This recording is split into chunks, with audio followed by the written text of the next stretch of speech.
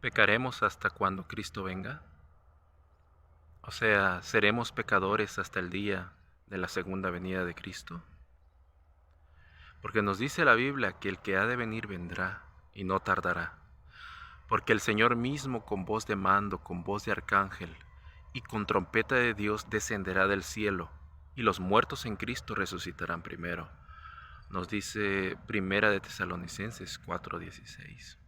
La Biblia ampliamente nos habla de la segunda venida de Cristo. Y nosotros deseamos la segunda venida de Cristo, lo anhelamos.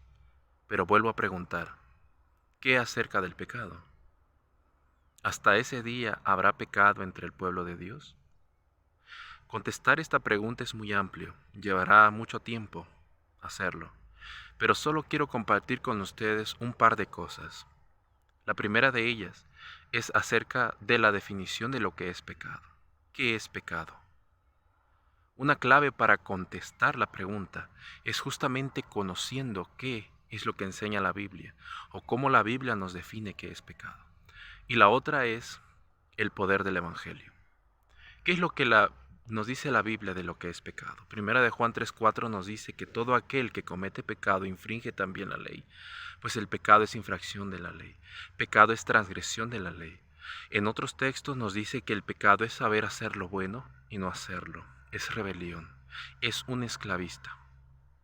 Vemos que todas estas definiciones tienen que ver con decisión. O sea, el pecado tiene que ver con la decisión del hombre o con el consentimiento del hombre para concebir pecado.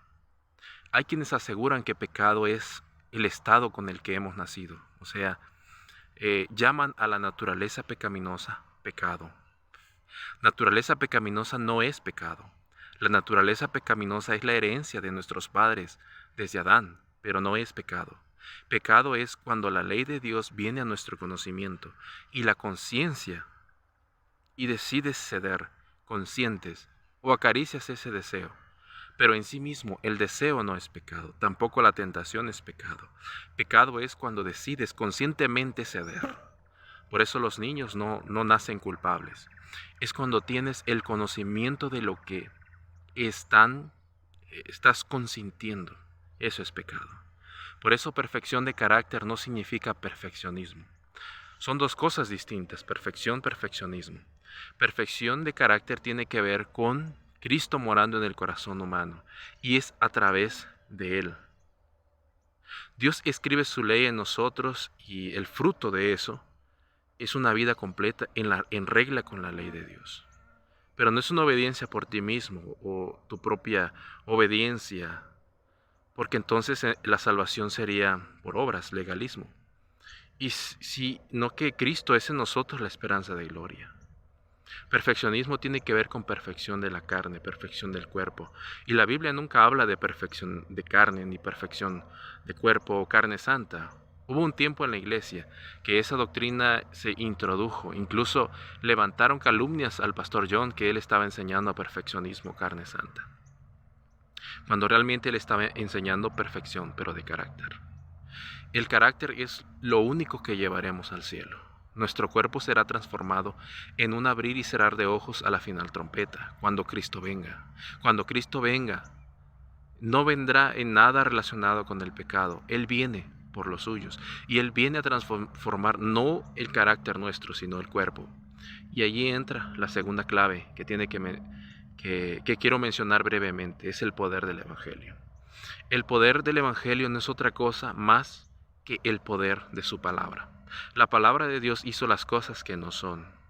Y cuando su palabra habló, las cosas que no son llegaron a la existencia.